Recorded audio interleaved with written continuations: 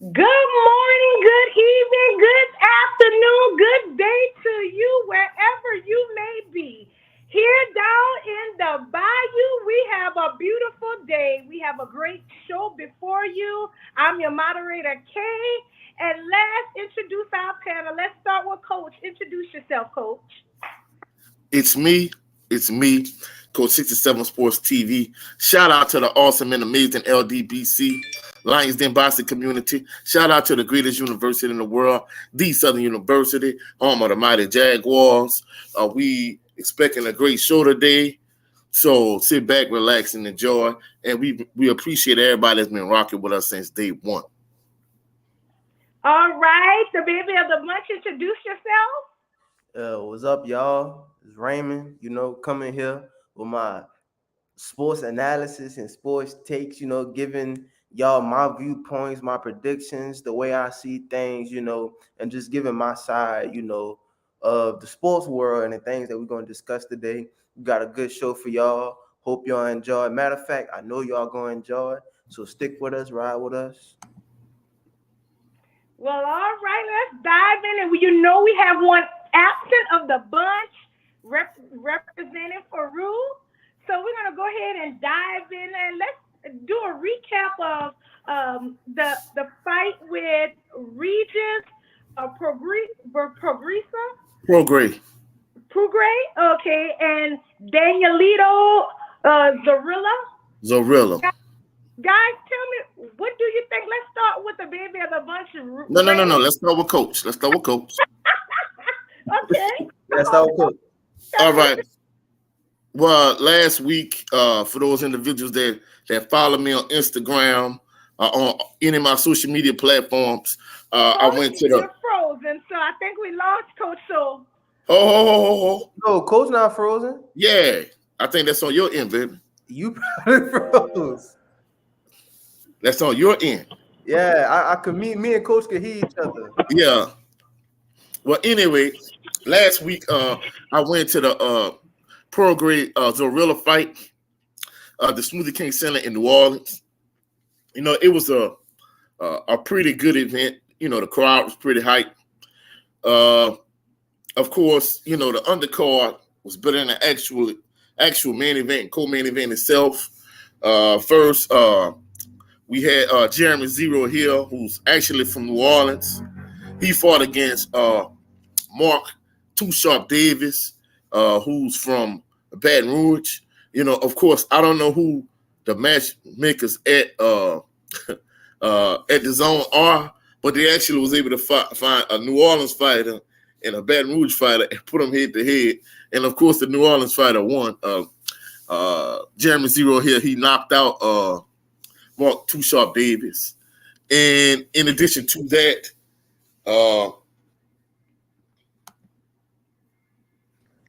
all right, so in addition to that, we also had Guzman. She knocked out Ali in like the 6th round. So those were like the two best fights on the undercard. The co-man and the main event. The co-man ain't even worth mentioning because it was like watching paint dry. But the actual main event, Progre against Zorilla. Zorilla, he's a former WBO junior welterweight champion. I don't think he was the actual champion. I think he had one of these JV belts that the sport of boxing had. There's one thing that the sport of boxing needs to clean up is having all these different titles. But it's not just the titles. Like, give you an example. Like, Devin Haney is the undisputed lightweight champion of the world. But in each division, not only do you have the WBO, the WBA, the IBF, and the WBC, but each one of those belts have like an interim champion or like a champion that leads up to that champion. So for example, the WBA has a super champion and a regular champion. So that's one thing the sport of boxing needs to clean up. But anyway, since so last week, Regis Progre, he went against Zorilla, and to be truthful, Progre, he didn't have a good performance. He struggled. Zorilla knocked him down in the 1st round, but it didn't count on the scorecards, which I don't know why, because it was a clean knockdown. Thereafter, Prograde knocked Zorilla down in the third round. But for the most part, Zorilla ran the whole night. I'm not gonna say ran. He just did a lot of moving, and Regis Prograde did not do an effective job cutting off the ring. He had Zorilla cornered like 5 times during the course of the fight, and a couple times he just throwing a lot of punches. He just did a lot of missing. So in 3 of those instances, Zorilla just was able to get away, and then in a couple of those instances, Regis Prograde was aggressive and he tried to attack, but he just wasn't able to, follow up on it. So more than anything, Ramlin and I was talking about this behind the scenes, and basically he was like, in terms of Regis Prograde, he was like, if Devin the Dream Haney, if he is not able to come to terms, which more than likely, it does not look like he's going to be able to fight Shakur Stevenson, because despite what Shakur says in public, Bob Arum knows that Shakur Stevenson is the future of Top Rank. And as a result, he's not going to risk him fighting Devin Haney right now and him losing. So he knows that Shakur Stevenson is the future of Top Rank. So he's not going to put him in with Devin Haney yet. He wants him to grow as a fighter. So he's not going to take that risk. And in addition to that, Gervonta Tank Davis, he's in jail for violating probation. And the crazy thing about Tank Davis' situation is the fact that the judge ordered him to be on house arrest. But Tank Davis lives in Florida now, even though he's from Baltimore. He lives in Florida. So the judge wanted him to do his house arrest in Baltimore, and his coach, Calvin Ford, who's his trainer, only has a 1-bedroom apartment. And of course, since that came out, a lot of people's been like, hey, you got all this jewelry, you got all this money, like you should, treat your coach right from a financial standpoint in terms of paying him appropriately. So the judge wanted him to stay with Coach Calvin Ford, but what Tank did was he ended up going to get a condo for like a few million, like $3-4 million. And he ended up getting a penthouse suite in that particular condo, and he ended up staying on staying in a multi-million-dollar condo. And of course, he had all his family members over, and he was having parties and stuff. And evidently, he posted this to one of his social media platforms, and the judge saw this. And as a result, the judge ordered him to go to jail for 90 days to serve the rest of his his probation or his house arrest sentence, to serve that in jail for 90 days. So that situation is ridiculous. But even with that being said, it seems like before he went to jail, he said he was gonna send Devin Haney a contract, and of course that didn't happen. So maybe he just was doing, just like Shakur, maybe Tank was doing a little bit of clout chasing. But more than anything, it seems as if Devin Haney, he can't get the 2 fights he wants at lightweight. So more than likely, he's gonna move up to junior welterweight, and as a result, more than likely, Devin Haney is gonna fight against Regis Prograde, who fought last week in New Orleans, because Regis Prograde is from New Orleans. And Raymond and I was talking, he's from New Orleans. And as a result, Rambo was like, "Hey, if they fight, I'm riding with Regis," and I'm like, "Oh, I can respect that, because he's a hometown guy, But to be truthful, if Regis fought the way he did last week, if he fought like that against Devin Haney's gonna lose. I mean, he's gonna lose against Devin Haney. But I expect, if they do fight, I expect Regis is gonna fight a lot better than he did. So of course, Josh Taylor lost week before that. Who was the undisputed junior welterweight champion. He wasn't undisputed anymore because he vacated all the rest of his belts. People don't know this, but if you're the undisputed champion, you have all 4 belts. Each sanctioning body, you have to pay a 3% fee to. So for the most part, that's it for the recap. The fight itself, the main event, co-main event, was boring. So, but it was a good event though. Okay. Ray, your thoughts? So I wasn't able to watch the fight, nor was I at the fight. So I really can't give too much analysis off of like the little Instagram highlight reels that I seen, um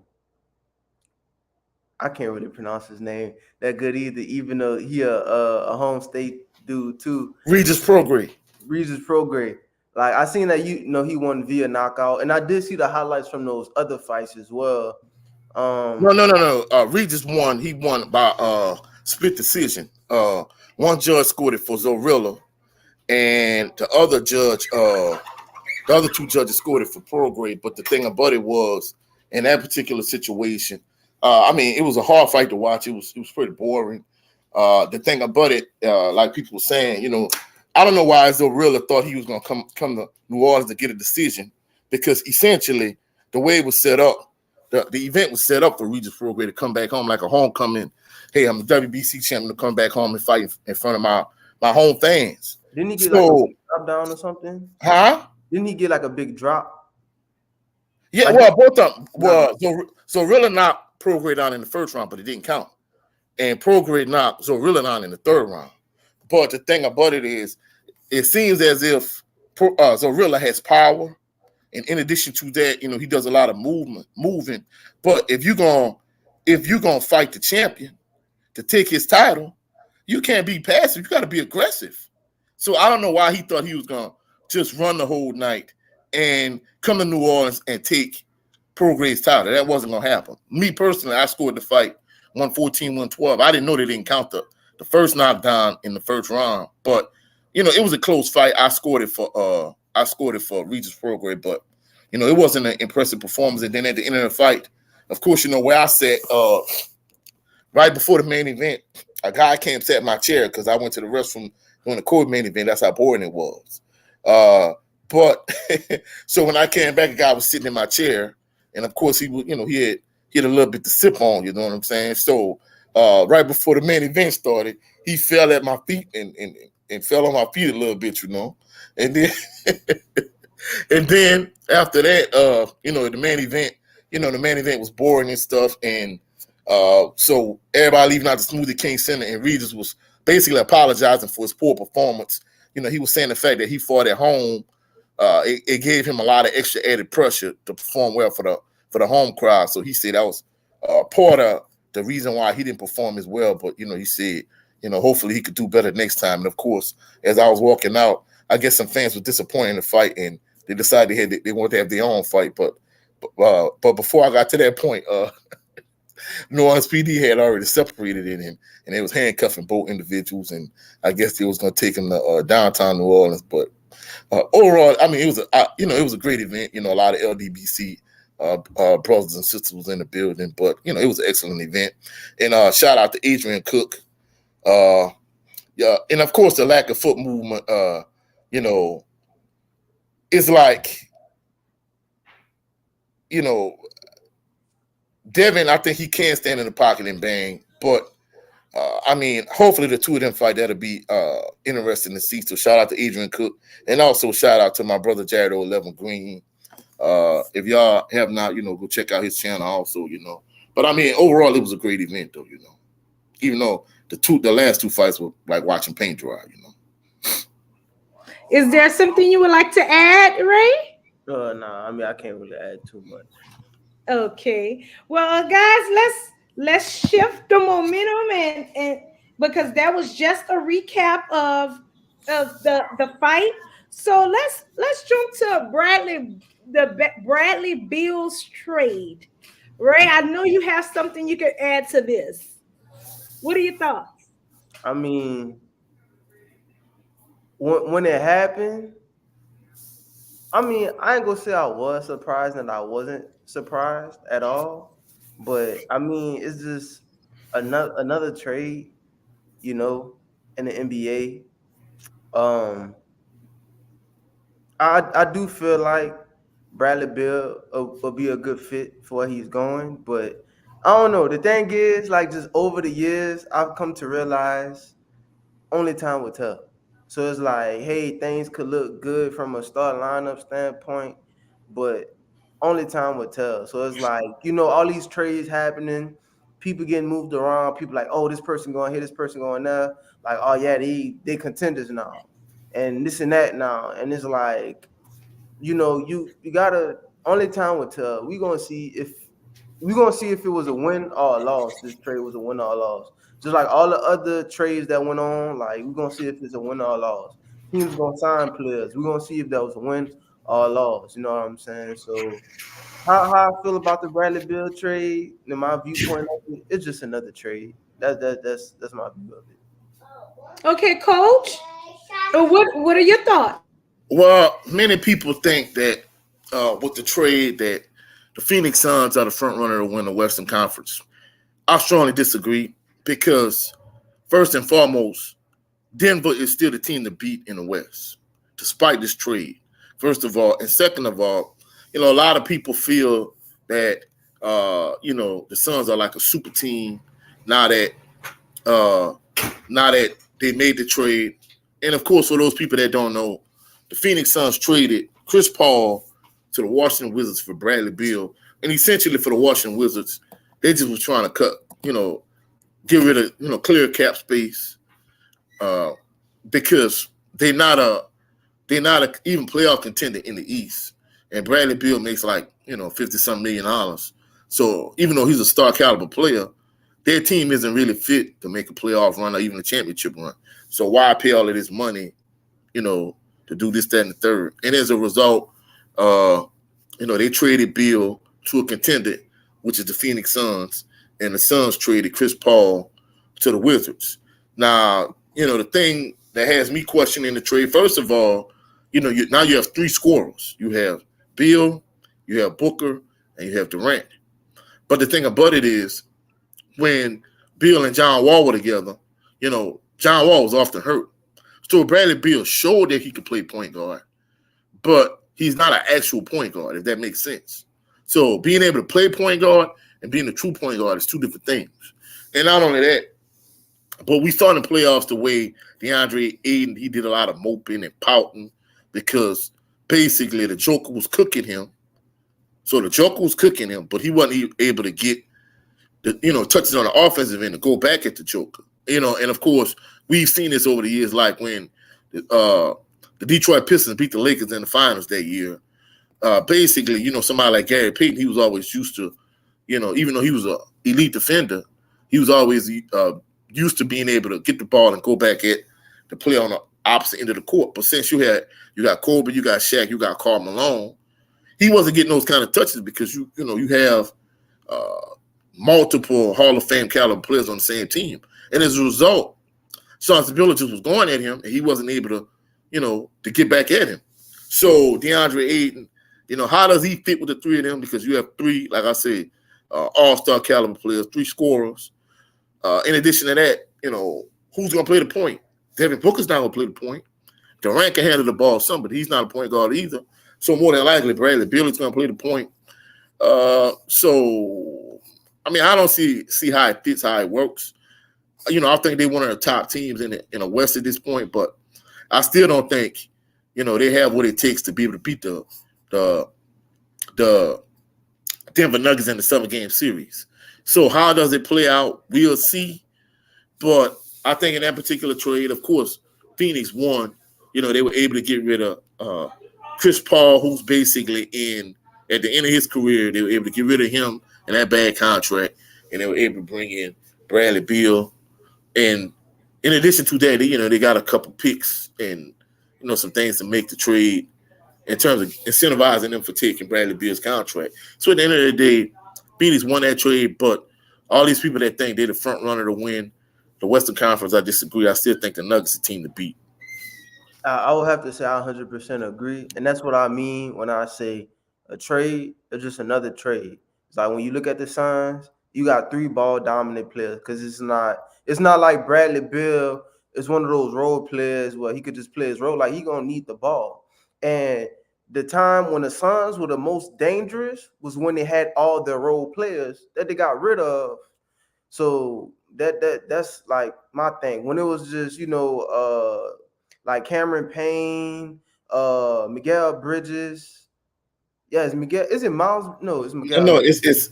it's Mikael Bridges. Yeah, you're right. Yeah, Miguel Bridges, like all those role players, that's what made that team dangerous. You know what I'm saying? But not even when it got Durant, which I mean, it wasn't a bad addition, but man, a lot of people are starting to realize how valuable role players are compared to superstars. And I'm gonna throw out a little bold prediction.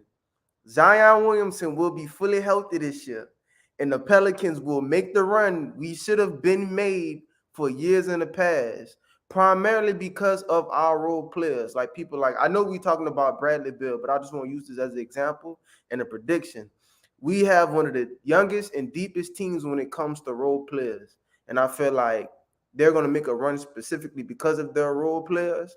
And this trade is also going to show why just adding another superstar to your team won't really mean nothing unless you have those role players. It's all about your foundation. You can have a chandelier in your house, but it's pointless if your house not standing on nothing. That makes sense. Okay, so do y'all think with the trade of Chris Paul, because I felt like the Warriors were already a good team. You don't think Chris Paul can bring something to the team that they need, or do you think there was nothing they really needed that Chris Paul can bring? Like you talking about What?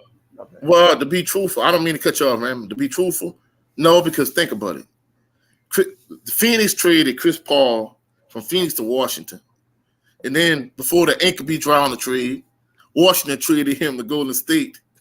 So at the end of the day, the only thing Golden State really did in that particular trade was clear cap space after this year for Jordan Poole, because the thing about Chris Paul's contract, even though, he makes, what, 30 some, 40 some $1 million, Jordan Poole had a big contract that's kicking in this coming year and moving forward. So, since the NBA is restructuring their salary cap, they got rid of that money for the future. So basically, they took on Chris Paul's bad contract for this year, but at the end of this year, that money comes off the books. So, I mean, the thing about it, he doesn't fit with Golden State from the standpoint of he's an older point guard. He's in the twilight of his career. He likes to walk the ball up the court. He Not slows run. the game. He slows the game down. And Right. Golden State, they are running and gunning team. Steph has the ball in his hand. They're trying to get out and run. They shoot a lot of 3-point shots. So it's kind of like an all-in-water type fit. I mean, the only time I could really see him really fitting in with Golden State is when, the second unit comes in and Steph goes to the bench, or they won't take Steph and then move him to the 2 spot and let him play off the ball and run off all these stagger screens and pin downs. Then you put Steph at the 2, and then you put Chris Paul on point. And of course, by that point, Draymond might not be in the game because more than likely they're probably going to re-sign him, but we'll see how things play out. But usually in that particular situation, Draymond Green is the point forward, and when they put Steph off the ball. But in this particular instance, I guess they're going to have Chris Paul come off the bench and move Steph to the 2. But either way, I don't see the fit because Chris Paul, is an older point guard. He walks the ball up the court. He plays slower. And on the flip side, Golden State is a run and gun team. So even though Golden State is older, especially Klay Thompson, he's not what he once was. The injuries have really slowed him down. Draymond is not what he once was. More than likely, they're probably going to keep that core together. I don't see how Chris Paul really fits with that unless he's coming off the bench. My thing is Chris Paul not gonna be on the Warriors by the time the season starts. He gonna get traded again. And that was my next question. Do you think there was another play they're not revealing that may be coming that they're Definitely, about to definitely, do? yes. Yeah, just like we all know, Chris Paul has no, I ain't gonna say no business, but his play style and the Warriors play style don't match. So what's the point of them having Chris Paul? Like I said, like I was kind of referring to earlier, you know, role players are very fundamental and important to a team's success. And my prediction is I feel like that the Warriors would trade Chris Paul to the Lakers, where the Lakers is where Chris Paul wanted to be because he wanted to be with LeBron. And me personally, I feel like that would be a perfect match for Chris Paul for him to go to the Lakers. And I feel like the Warriors will trade Chris Paul to the Lakers for Mo Mamba. Because if anyone remembers that the Warriors have been missing a true center for a while. I mean, they got your boy, I forgot his name, who will come in. Who? Kevin Looney.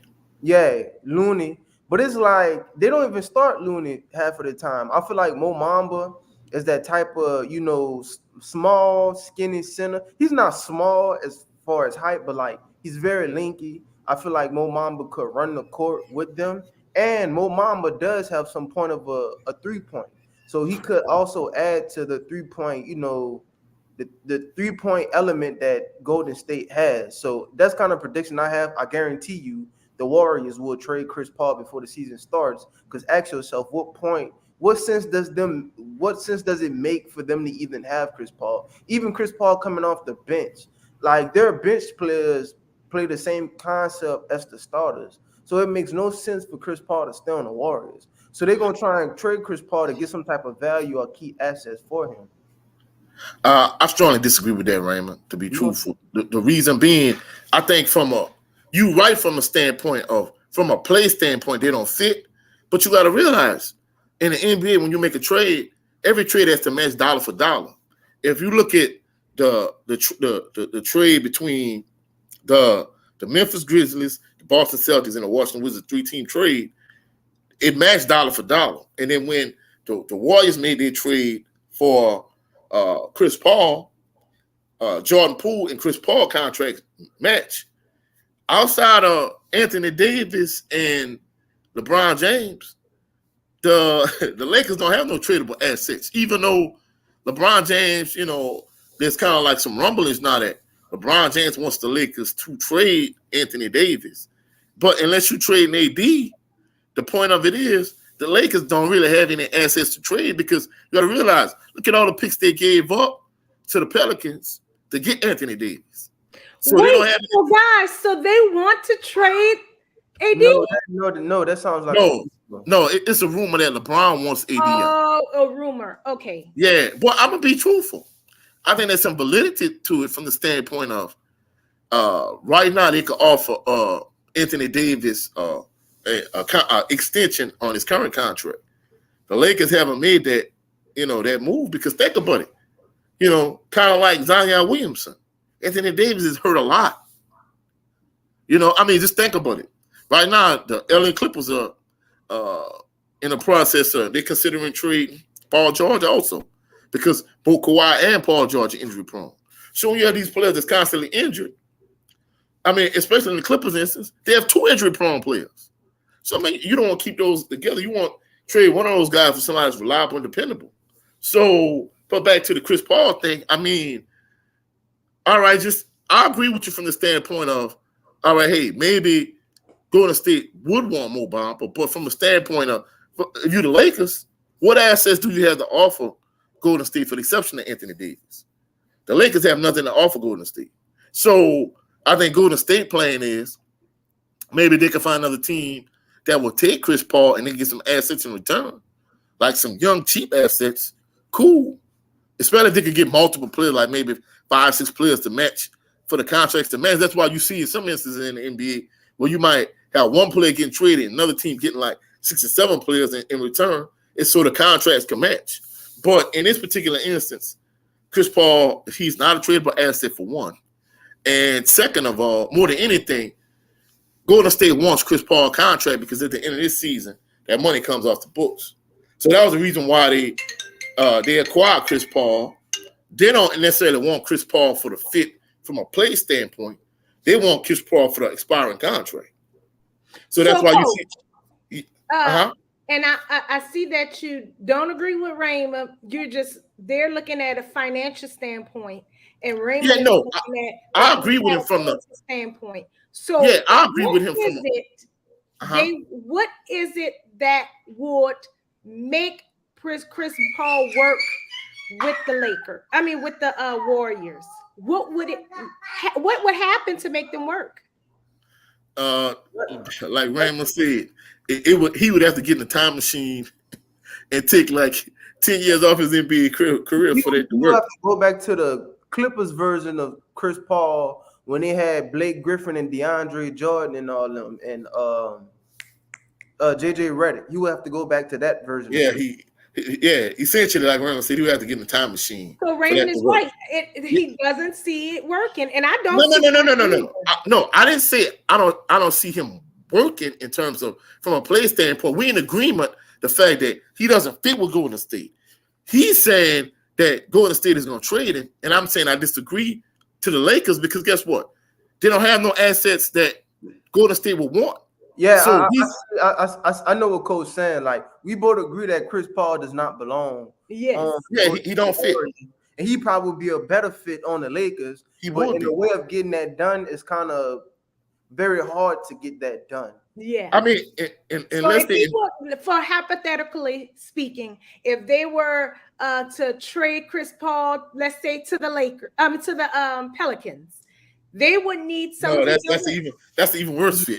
Yeah. No, I'm not saying that's it. This is a hypothetical, okay? So if they were to trade him to the Pelicans, they would need several young players to go there to fit better there to get that,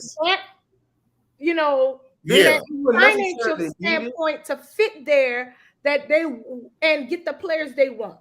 Yeah, I mean, they would have to standpoint. You asking that financially or from like? No, I'm just saying how does it work?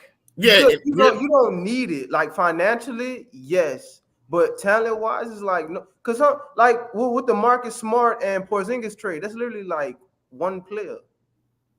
I know. Actually, it's three, but yeah, because Tyus Jones went to the Wizards. I know it was a 3-team trade, but the main the main swap was Marcus Smart and Porzingis. Yeah, pretty much, yeah. But just to kind of answer your question, essentially that's what it would be because it probably would take multiple players on the Pelicans because the Pelicans wouldn't trade Brandon Ingram, they wouldn't trade Zion Williamson, they wouldn't trade Jonas Valanciunas, and you wouldn't trade Larry Nance Jr. and you wouldn't trade CJ McCollum. Now, so essentially, look, I'm not putting that on the Pelicans because No. I'm answering your question though. No, my point is, it would take multiple players. So these multiple players to add up to his salary, one, and in addition to that, all of those multiple players will fit better with Golden State than Chris Paul would. So to answer your question, what would it take for Golden State to trade Chris Paul to another team? More than likely, it would have to be a 3 or 4 team trade for them to get the assets that they would want in return, in addition to making them the contracts match dollar for dollar.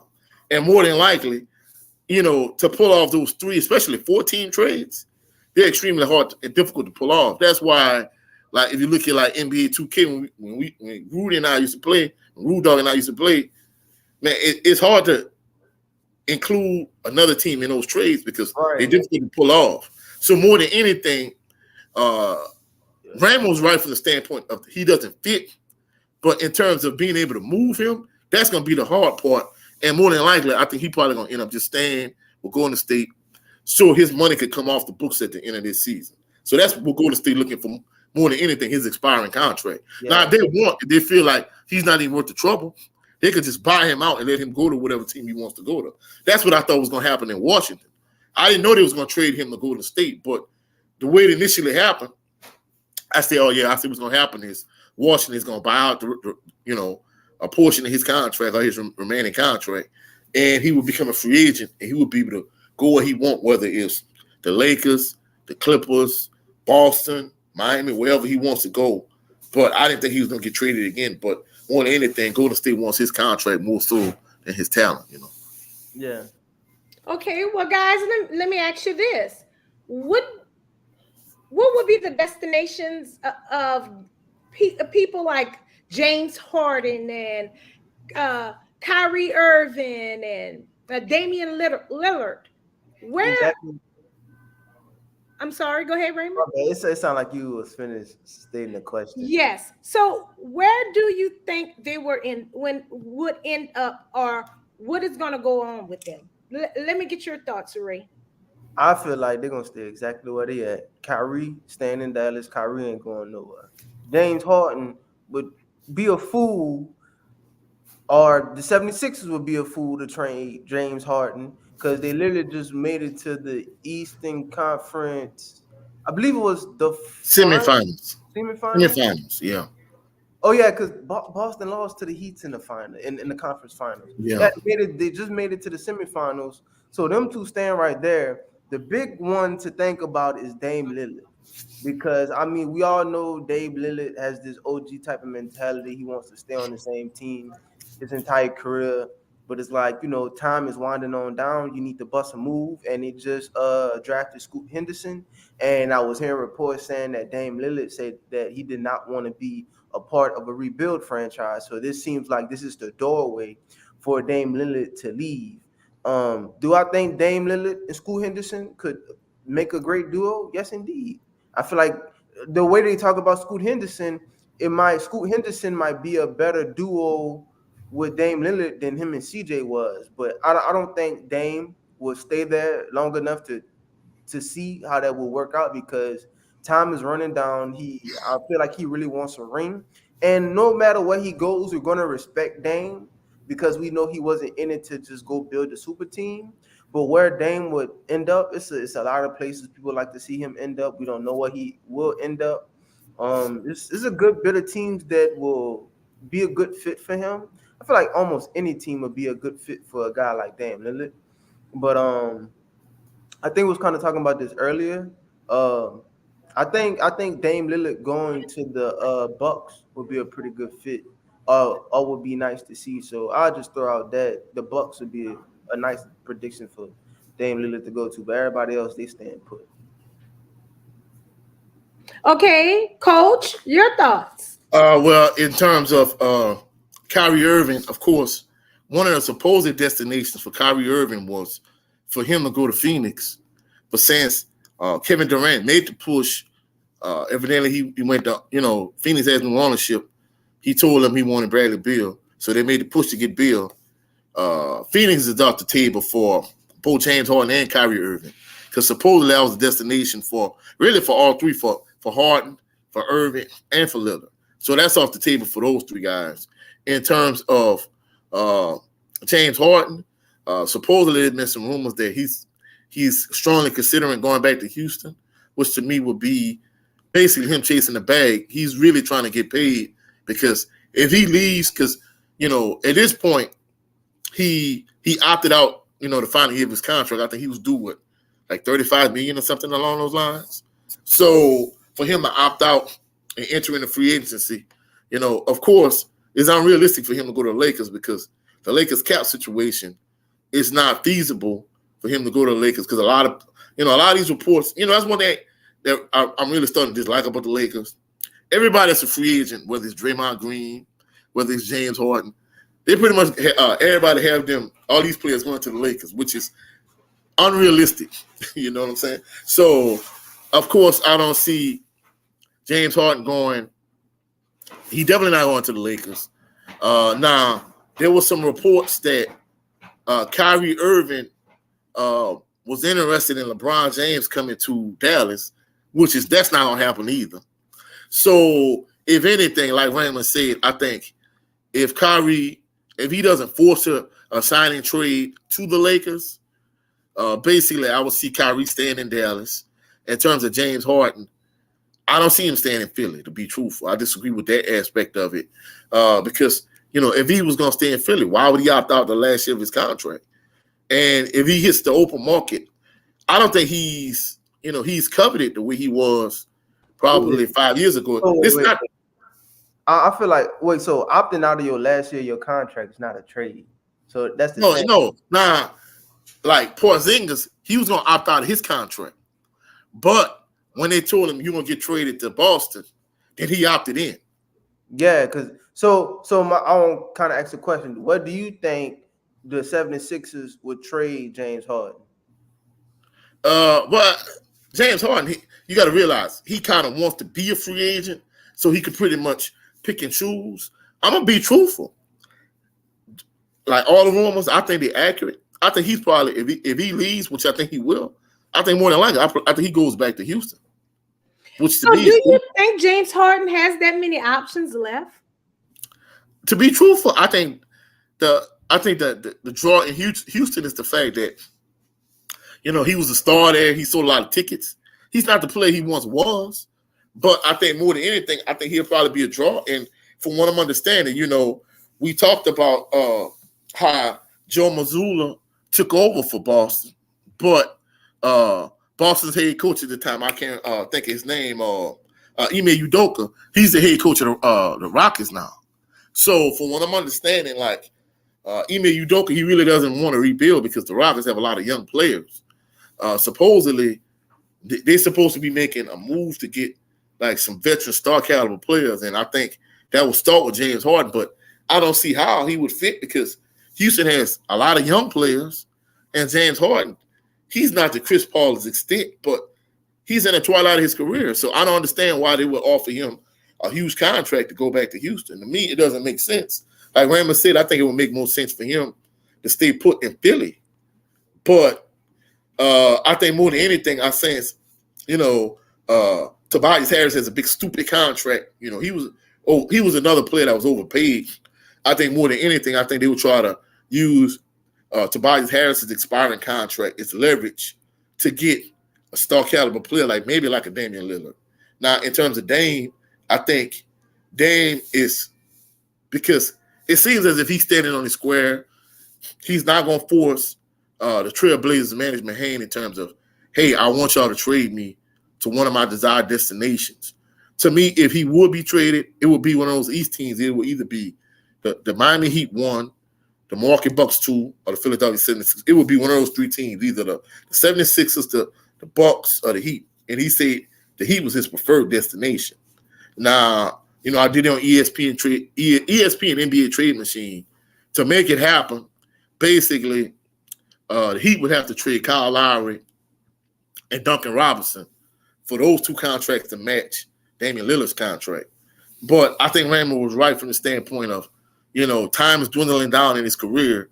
Kevin Garnett said one of the things that he regret in his career was the fact that he didn't leave Minnesota sooner to go to Boston to, make some championship runs. So I think Dame Lillard, it's obvious he wants to stand on his square. He really wants to stay in Portland, but he needs to realize he's never going to win a championship in Portland.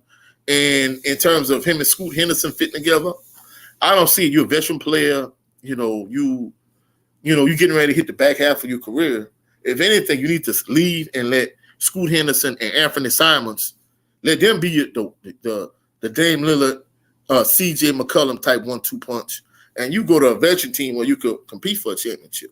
But it seems as if he's adamant about staying in Portland. He's not going to force them out. But he made it clear that he wanted them to trade that third pick to get a veteran player that was going to help him win a championship. And they didn't do that. They took Scoot Henderson. And I'm going to be honest, from a team standpoint, I don't blame Portland because, Portland is not a destination for superstar players like a Anthony Davis or, that type of player.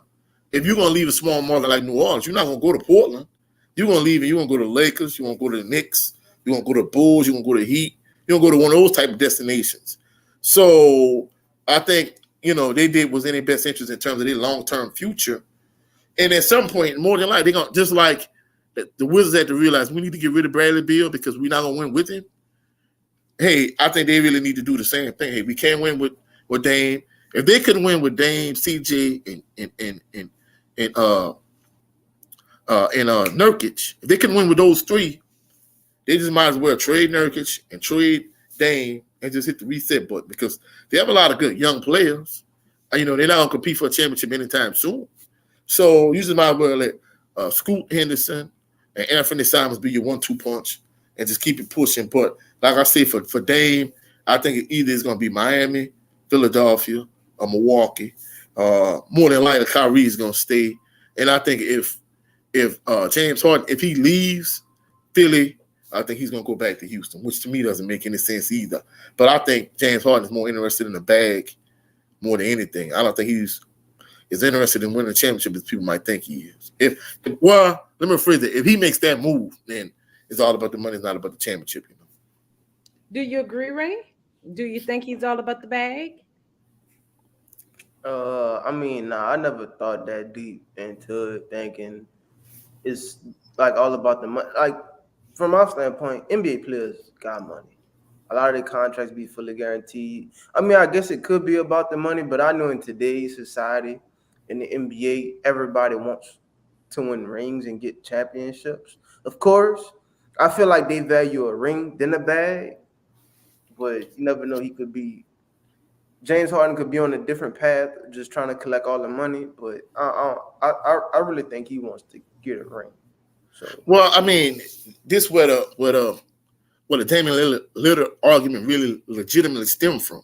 He talked about LeBron James and the super team, and even Kevin Durant. This was Kevin Durant saying, "See what Damian Lillard is doing now." At one point, he was adamant that he was never going to leave OKC, and look what he did. He left and he went to Golden State. So I don't know if Dame doesn't want to look like a hypocrite, but I think more than anything, based on the way he's moving, I mean, I think he legitimately wants to spend his whole career in Portland, whether he wins the championship or not. But my point about James Harden is, I'm not saying James Harden isn't. I'm not saying he doesn't want to win a ring, but to me, if he leaves Philly and he goes to Houston, I think he's prioritizing, getting money more than winning a championship. And then you got to realize, he went to Brooklyn with Kyrie and KD, and he didn't get a championship. So a lot of these players, sometimes they don't chase the ring because they realize no matter what team you go to, I don't care how good the team is, there's no guarantee you're going to win a championship anyway. So, I mean, just think about it. Boogie Cousins left the Pelicans because he couldn't get the Supermax deal he wanted, and he went to Golden State, and he never won a championship. James Harden left Houston. He forced his way out of Houston after they did everything they could to get all kind of assets around him, whether it was Dwight Howard or Clint Capella, Chris Paul or Russell Westbrook. They gave him all they draft assets and all the assets that they had to get players around him, and he forced his way out of Houston, and he went to Brooklyn. And he didn't win a championship in Brooklyn. So there's no guarantee that you're going to win a championship anyway. So that's why some of these players, that's why in their mind they rationalize, well, hey, instead of me chasing the ring, let me just get a bag. Because, I'm not saying that's the way Damian Lillard and Bradley Beal thought, but both of them were content. Bradley Beal was content to stand in Washington, and Damian Lillard is content staying in Portland, the way it seems. So, everybody, I mean, don't get me wrong, I'm not saying they don't want to win, but, in some instances, hey, I'd rather be a star in a small market I'm in and get as much money as I could as opposed to, ring chasing,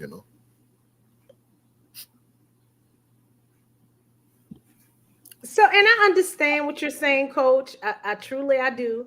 But you shouldn't. If you're doing what you have to do, people are going to see the potential in you and your dedication, and then that is going to make them want you and want to support what your vision is for the love of that town or whatever team that you're with, and they will want. I think the average, if they haven't gotten it, the average team has that goal of let's get a ring, because Yeah. I would love for the Pelicans to get a ring. Without question, I think every team and I think every player, I think even though some players, their top priority is money, I mean, everybody wants to win. I mean, if you have the passion and love for the game, I mean, don't get me wrong. I mean, you have instances where guys really don't love the game like that.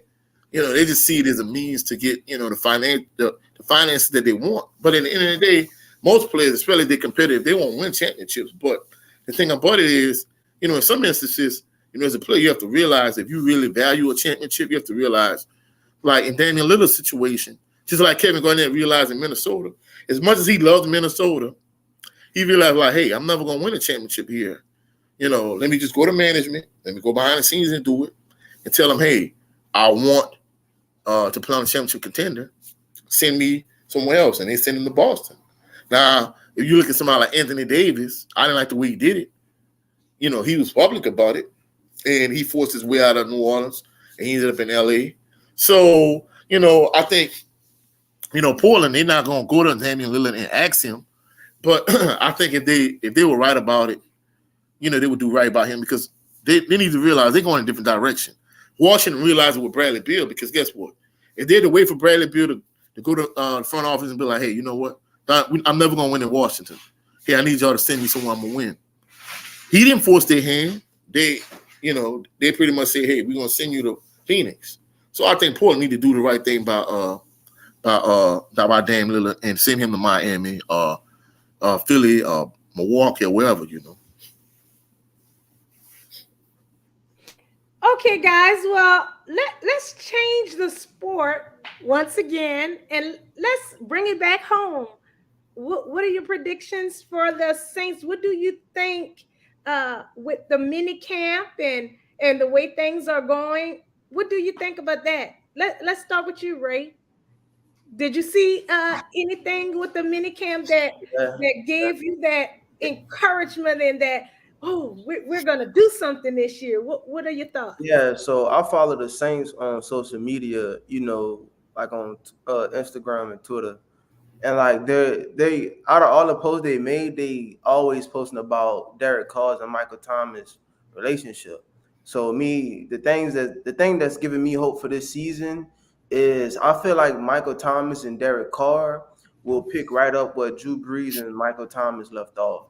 I feel like it's like they're posting things where like Michael Thomas and Derek Carr like just texting each other, having phone calls with each other. Like they're telling each other, like, man, I love the way you think. And Derek Carr's like, man, dude, I freaking love Michael Thomas. Like he's a competitor. And Michael Thomas is like, man, I love Derek Carr. So it seems like they're getting that bond and that chemistry together, which is always a major plus sign.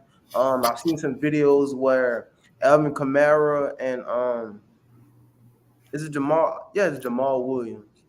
Jamal Williams. Yeah, he came from Detroit. Yeah. Yeah, Jamal Williams, they like, how Alvin Kamara be dancing at training camp. So both of them dancing, both of them got unique type of personalities and stuff like that. So it seemed like everybody in that locker room meshing well.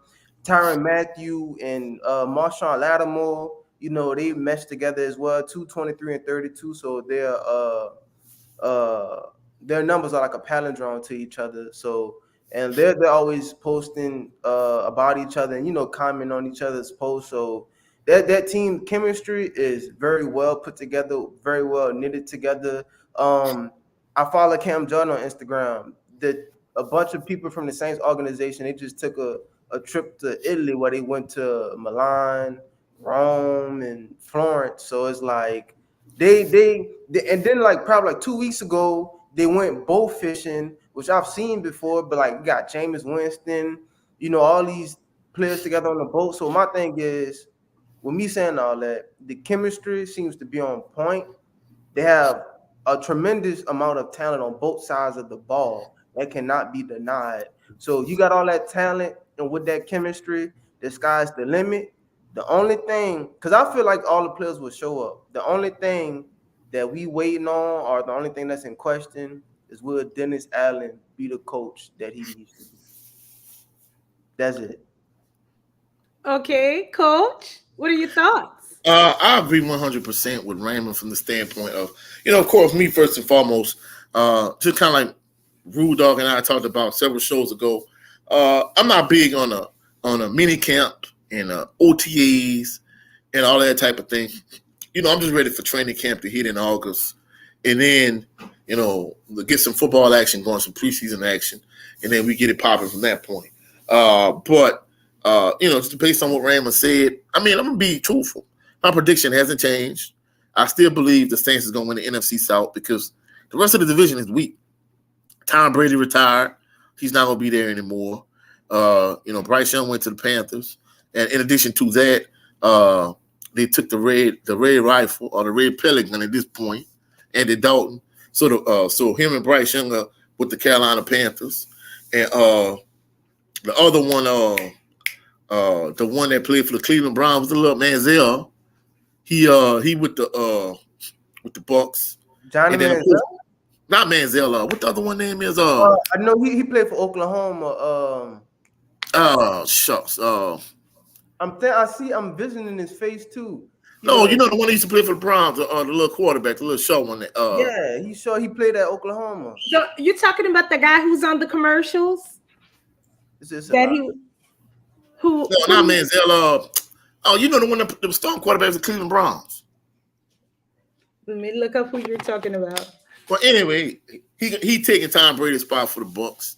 And then on top of that, you know they got the old overrated guy that the Falcons gave all the money to. Baker So, Mayfield, Baker Mayfield, Baker Mayfield. oh, Baker Mayfield. Well, you know, I Yes, always, he was on the commercials that he was home. yeah, You know, yeah, that was his Mayfield. home. Yeah, Mayfield and Manziel, they kind of remind me of, you know. But either way the cut go, in fact, he didn't do that last year in Carolina, Baker Mayfield. I mean, he beat the Saints. But outside of beating the Saints, what did he do in Carolina? The Saints beat themselves. Well, either way, the point I'm trying to make is whether it's Derek Carr or whether it's Jameis Winston, the Saints has the best team in the division from a quarterback standpoint and just across the board. Like Raymond said, the only thing that concerns me is the head coach, which is Dennis Allen. In my opinion, he's more of a coordinator than he's a head coach. But other than that, barring injuries, you know, I think the Saints runs away with the division. I think they make a deep playoff run. Some people say they're a Super Bowl contender. I'm not really ready to say that at this point, but you know, they're definitely going to be, you know, they're definitely going to win the division, barring injury, and you know, I see them making a deep playoff run, a deep run. So you know, hopefully they could actually be a Super Bowl contender. They go to the Super Bowl and potentially win it. But you know, time will tell. You know, we just have to get to that point, you know, to see what they're gonna do. But I definitely predict them winning division and making a deep playoff run. Now, guys, I know it's too early to make predictions, but what are your predictions for this NFL season? Let's start with you, Coach. You talking Super Bowl prediction? Yes. Okay, I say the Kansas City Chiefs, and I don't want to be the homer guy and pick the Saints, so I'm not gonna go that route. So I'm gonna say the Chiefs, and let me throw another crazy team out. Well, I don't trust anybody in NFC North, so that's not gonna happen. I definitely can't stand the Cowgirls. I'm about to say the Cowboys. No, in fact, let me throw something crazy out there. I'm gonna say the Giants and the Chiefs. Giants and the Chiefs. Okay, Ray. Me, What's your predictions for the it got Super a lot Bowl? of it got a lot of wild combinations. It's got like 5 teams in the AFC. You got the Ravens, you got the Bengals, you got the Chiefs, you got the Bills, and I believe you got one more other team. You could probably throw in the You don't Chargers. think the Eagles can Eagles do in it again NFC. this I was year? just talking about AFC teams. No, he was talking about AFC. So from the NFC, of course, it could be the Eagles again. Could as much as I don't want to say it, it could be possibly be the Cowboys. I can't stand. Hey, even Nobody. if I thought they were the best team in the NFC, I still wouldn't pick them.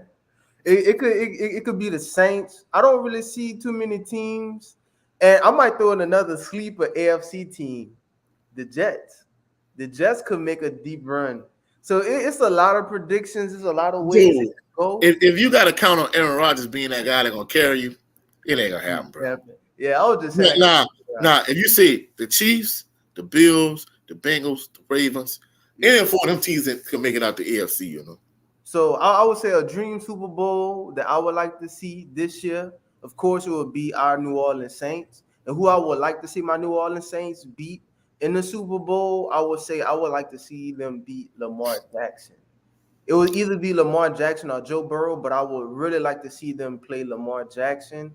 And I would feel like that would be a very swaggish game. The Saints got swag, Ravens got swag, Lamar Jackson, you know. The Saints been having a good run defense for the past couple of years. So I would love to see the Saints run defense, the Saints defense at full strength match up against Lamar Jackson, because we did play him, I believe, last year or 2 years ago, and Lamar Jackson did get the best of us with his feet. So that would be my Super Bowl prediction.